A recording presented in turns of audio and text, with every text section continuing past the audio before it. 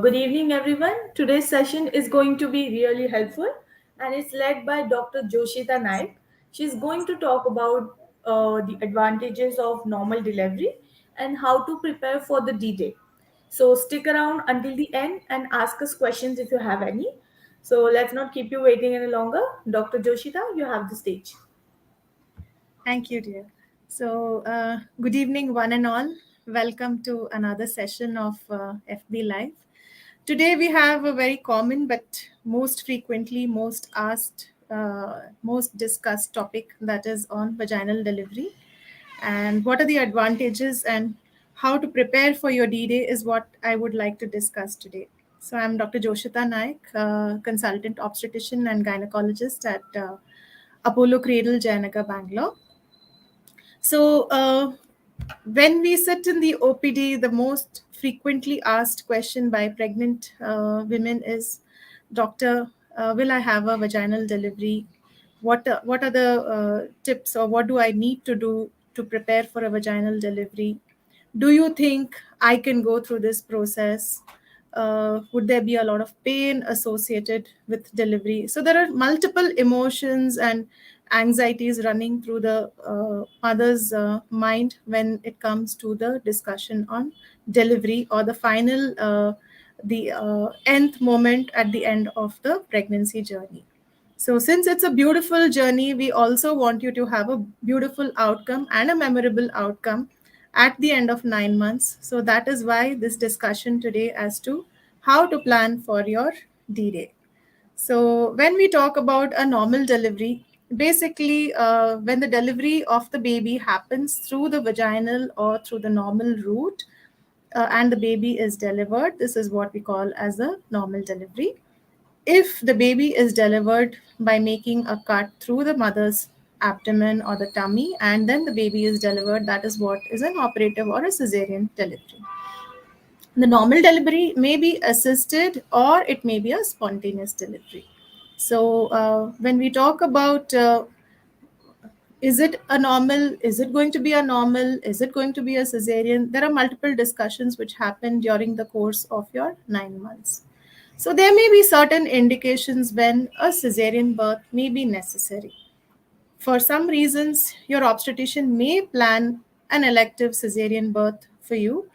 There are a few indications or few reasons when we have to look into when we have to do a cesarean, like supposing the size of the mother's pelvis is too narrow, which is not able to accommodate the baby's head, what we call as a cephalopelvic disproportion, or if there is a low-lying placenta where the placenta is situated in the lower part of the uterus, and when your cervix is going to dilate, then the placenta starts bleeding. So in these situations, we do not allow a mother to go through labor. We would definitely plan a cesarean delivery. Also, if the baby is in an abnormal position, like if the legs down position, or it is in another position where the head is not going to come down first, then these are all risky for the baby, and the labor may not progress, and it would get obstructed and harm the baby. So these are a few reasons when an obstetrician or your doctor may plan a cesarean for you. Also, sometimes it could be an unplanned cesarean where you are actually going through the process of labor, but for certain reasons, you are having to be decided to be operated. Like, for example, if the baby is getting tired inside, there are variations in the baby's heart rate, or if the baby has pooped inside, what we call as meconium stained liquor, and the labor is still early, then there can be concerns on baby getting distressed inside. Or there has been a very long labor, and for some reason the baby's head is not descending down, or your cervix is not dilating as expected, what we call as non-progressive labor. These are the reasons why a cesarean delivery may happen. So which is better? Is it a normal delivery that is going to be better for you, or is it going to be a cesarean? I would say we can't be very judgmental about this. Of course, normal is always preferred, always normal is the best modality of delivery. But having said that, if there has been a definite indication or a valid medical reason to do a cesarean section, which is not going to compromise the baby's or the mother's outcome, then definitely a cesarean delivery is what would be preferred. So it is entirely patient to patient based, and it would entirely depend on the labor per se and how we are deciding on the mode of delivery for you. So there has definitely been a rise in the cesarean sections that we are seeing nowadays. This is due to various factors, right from late age at marriage, late planning of pregnancy, fertility issues, previous surgeries on the uterus, fibroid removals. So there are multiple reasons which also attribute to an increasing trend in the cesarean sections. But having said that, we are always looking at having a vaginal birth or a normal delivery when there is definitely a possibility for a mother. So, why are we so insistent, and why are we looking at preparedness through your pregnancy for a normal delivery? There are definitely advantages of a normal delivery. These advantages are not only for the mother but also for the baby.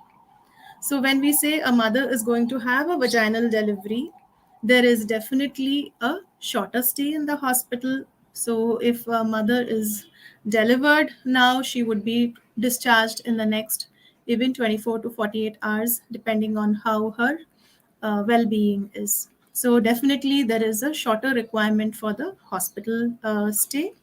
There is early recovery. So she is up and about within 1 or 2 hours of her delivery. She can get up and even walk back to her room from the labor suite. So that is how easy and quick it is following a vaginal delivery. Also, other advantages that there are lesser chances of infections, there is less trauma, less bleeding, and less requirement of anesthesia and pain relief medications when you have a normal delivery. So these are the reasons why we look at giving a woman a vaginal delivery as over a cesarean section. Coming on to the advantages for the baby, definitely the baby is also benefited when we talk about having a vaginal birth. What happens is when the baby is coming out of the birth canal, the chest gets tightened and all the fluid from the lungs gets squeezed out.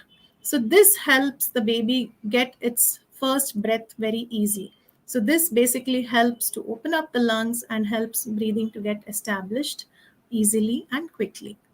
And apart from that, also the baby gains a lot of gut immunity. So as it is going to pass through the vaginal canal, it also aspirates a lot of the bacteria from the vaginal tract, which is actually good for the baby to develop the immunity in the gut.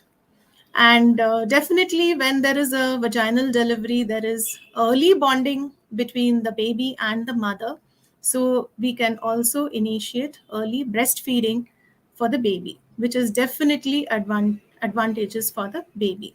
So, there is early rooming in, we can practice exclusive breastfeeding and kangaroo care, which definitely helps the mother feel more confident and emotionally she is more attached, and psychologically she feels better when she goes through this process in a natural manner. So this is why we look at providing a vaginal delivery and helping a mother go through labor. So now, having discussed about the advantages of having a vaginal delivery, how do you actually prepare for the D-Day? So the preparation is not only on that particular day. I would say it's the journey of the 9 months or even prior to that. So your journey begins when you test positive, or nowadays we have the concept of the preconceptional care where even before you fall pregnant, we check on your health, we make sure that you're all fine in terms of going through pregnancy and having a good outcome at the end of pregnancy. So we do start you on prenatal supplements. We start you on the pre folic acid supplements. We do a few tests to understand whether your health is all good in terms of your sugars, and uh, have a check on your blood counts and your hemoglobin status and your thyroid functions. And we make sure that you are ready to go through the journey of 9 months.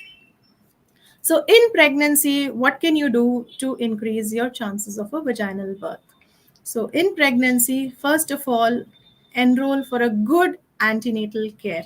So, that is the key. So, if you are being taken care of well during your antenatal period and you have the correct guidance, then this journey is definitely going to be easy. So, when I say good antenatal care, identify the hospital or the setup where you are going to deliver, identify your obstetrician, and have multiple discussions and be open about your queries and your fears and your anxieties. And at every stage in your pregnancy, whenever you are called in for your prenatal visits, make a note of these anxieties and discuss it with your obstetrician. The more you come up with your anxieties and open up about them, the clearer is your mind. And when you are more clear in your mind, that's when you are ready to go through the process. So, when I say good antenatal care, it means regular uh, prenatal checkups, which your obstetrician will guide you through the journey of the 9 months. From your end, it is important to have a good diet or nutrition. So, again, when we talk about nutrition in pregnancy, of course, it is a very long topic which would have to be dealt with in a different setting. But in a nutshell, make sure you are having balanced meals which are good in protein, essential fats, and carbohydrates. So small frequent meals, do not eat for two people. It is really not required in pregnancy. Make sure that your weight gain is going according to your body mass index or the BMI. So do not overeat or do not be nutritionally deficient. Both these situations are not good for your baby's growth. When it comes to exercise, definitely we do not recommend sedentary lifestyle in pregnancy. So as early as even in the first trimester, we encourage you to take up simple walks every day for about 20 to 30 minutes. And as your stamina is getting better, your first trimester symptoms stop nagging you, then you can increase your exercise factor by about 30 to 40 minutes, and then start including your prenatal sessions. So, apart from your regular walks and being physically active, it is also important to enroll into a proper birth plan or prenatal classes or the antenatal classes, whatever it is called in your setup.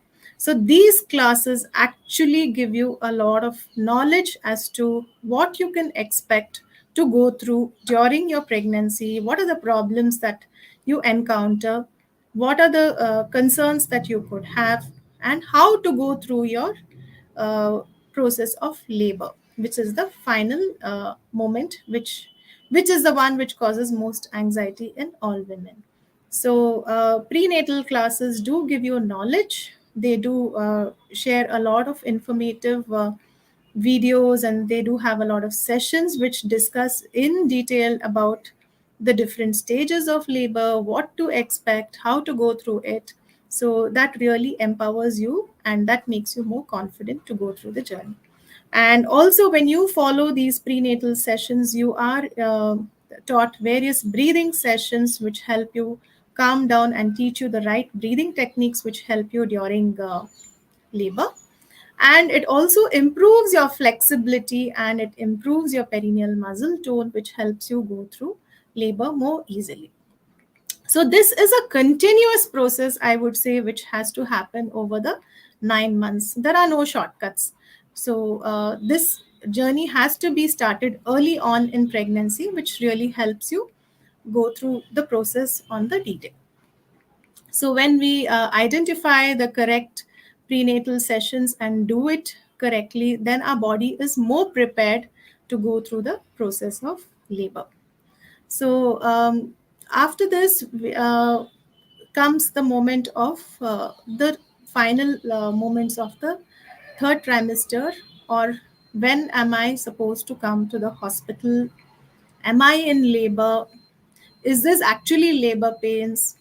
Should I be reporting now, or can I wait at home? So these are all the anxieties which come on towards the end of the third trimester, or once a woman is nearing term, or when we say 37 weeks plus, which is called as the term gestation.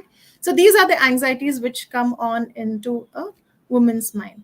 So to identify whether you're actually in labor or not, I would just list out a few symptoms that you need to look for. So, coming on to, it's not the labor which begins abruptly as such. So, there is a phase known as the pre labor, where your body is actually preparing you to go through the process of labor. So, this may last for several days or even weeks. So, typically, a woman who was feeling all heavy and bloated suddenly starts feeling lighter. There may not be that much of weight gain that is happening. The weight may kind of remain static. There is a frequent urination kind of symptom, with a constant feeling of a pressure in the lower abdomen or in the vaginal area, like, there is a feeling that something is trying to push and come out.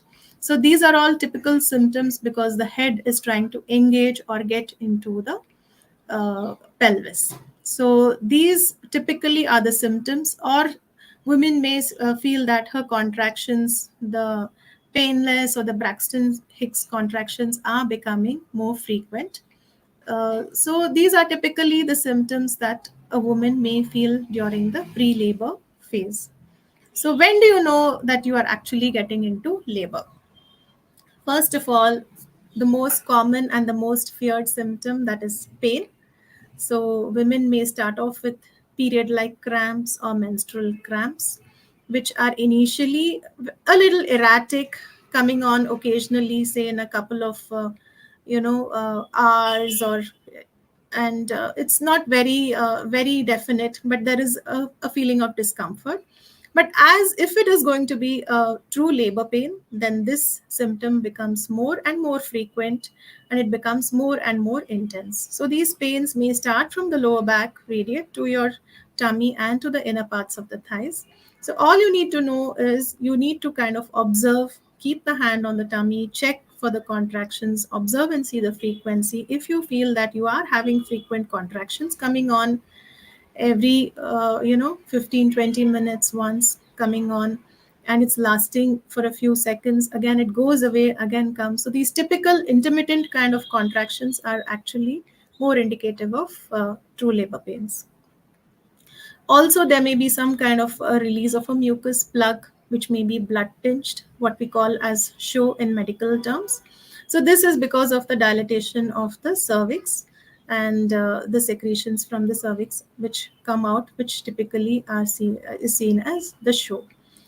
Also, some women may experience the breakage of the water bag. This may be like a slow trickle, it may be like a continuous leak like urine, or there may be just a sudden gush out of the blue, where suddenly she just realizes that all her clothes have been dampened. So and also, the other more important symptom that we always instruct you to keep a watch on is the baby movements. So although it is not a symptom of the labor, but this is the most important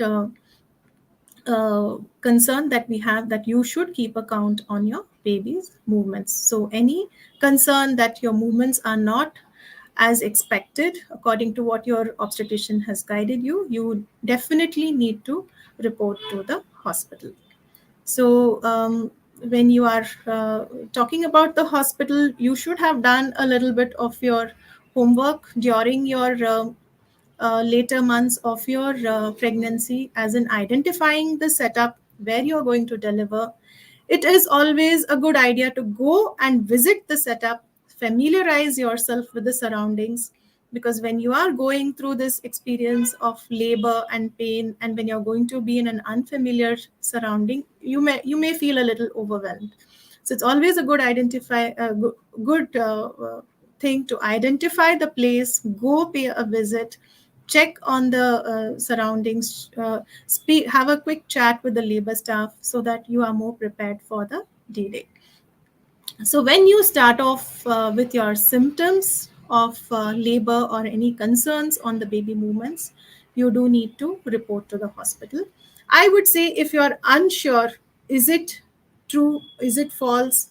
Am I just imagining? Am I overdoing it? I would say none of us, refuse patients say, or we feel agitated when patients come in, because it's always good to come, get checked, clarified. If you're not in labor, we always send you back. So no need to keep doubts in the mind. Come get your doubts cleared. It may be false labor due to certain other reasons. You may be carrying some infection. So it's a good idea to get treated for infections and head back home. So once you are actually in true labor and when you report to the hospital, of course, the team there gathers to take care of you. You need to identify a birth attendant who can accompany you to the hospital. So typically your spouse or your mother or your sister or your mother-in-law, whoever is willing to go through this journey with you with a calm frame of mind is what is important. Anxiety from their end will definitely make you feel more anxious and more restless. So identify a person who can actually keep you calm through the journey. So this person will definitely play a very vital role in supporting you through the process of labor, because labor, especially in the first pregnancy, may take a couple of hours, and it is very important to stay calm and patient during the journey. And of course, depending on the stage of the labor that you report to at the hospital, your diet is planned accordingly. You are kept on little lighter foods or maybe more on liquids so that you can go through the process more easy without feeling very sick through the process. And hydration is definitely mandatory during the process of labor. We do not keep you inactive on the bed. So this is what even I keep telling my patients. So we do not expect you to be tied down during labor. It is important to rehearse, revise, and go through your sessions that you did through the 9 months. You need to do your exercises even during labor. You need to do the right breathing techniques to help allay your pain. And if these techniques are also not helping you overcome the pain that is the pain associated with the labor, then please ask for help with respect to pain management during labor. So nowadays we have very good pain management techniques wherein we give we promote painless labor or analgesia or epidural analgesia during labor. So definitely it's worthwhile taking the epidural analgesia during labor if you are not able to bear with the pains that are associated with labor. This will bring down your anxiety and in turn help you progress faster during labor. So, of course, when you have gone through the prenatal sessions, you are actually told at every what are the stages of labor. You're kind of more empowered with the knowledge, so you know exactly when you're being examined as to how your labor is progressing, and trust your body. That is very, very important. So do not give up. Stay calm and go through the process, and trust your obstetrician for taking you through this journey. And I am sure when you follow all these tips and tricks, you will definitely have an easy and memorable labor and delivery. Thank you, one and all. If there are any queries, I would definitely like to answer your queries.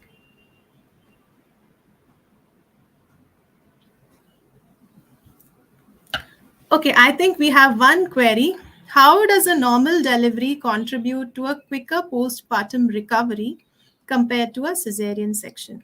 So, when we talk about a normal delivery, it is the spontaneous delivery of the baby which is coming out through the vaginal tract or through the vaginal opening. So, then there is no major cut there, or even if we make a small cut, it's a small episiotomy cut which is only on the external layers of the skin and the external muscle layer. So this has got no relation to your abdominal cavity. So that's why it's a very local, it's like a deep cut. If you have a deep cut on your finger or any part of your body, it just feels a little sore for a few days. Apart from that, there is no major risk associated. Whereas when we talk about a cesarean section, we are actually going to open up the mother's tummy in multiple layers. We are going to make cuts to reach the uterus. So we need to cut the skin, the muscle layers, and then access your uterus. So once the cut is made and the baby is delivered and placenta is delivered, then we need to suture all these layers back. So it is definitely a um, more, I would say, invasive procedure wherein we are actually entering the tummy or the mother's abdomen and doing the procedure. Although we follow all the precautions to take care of avoiding the risks of infections, sometimes there can be concerns of infections in any of these layers of the abdominal cavity when it is being opened. And the other thing is, apart from the risk of infections, also the pain associated, because it's going to be a good 10 centimeter cut for your baby's head to be delivered. So then the pain associated with healing of all these layers is definitely more. And when we talk about a cesarean, although it's a frequently done surgery, yes, it is an operation, it is a surgery. So all surgeries do come with risks associated with it. The risks could be associated with the anesthesia that is administered during the cesarean. There can be problems when anesthesia is given, fall in the blood pressures, or sometimes the anesthesia needs to be converted into a general anesthesia. Problems related to the general anesthesia if the mother is on a full stomach and then she's undergoing a cesarean, risks associated with aspiration, or there could be risks associated with following the surgery. That is, there could be certain risks of injuries sometimes, or there could be risks of blood clotting tendencies. So cesarean delivery is an operative delivery, and therefore the risks associated with operative delivery are much more. Whereas in a vaginal delivery, it's what is happening through the natural route. So that is why there is a very quick recovery which happens in the postpartum period, which helps the mother recoup through all the changes that she's undergoing in the postpartum period more easily. I hope this answers your query. Any other doubts I would like to take up?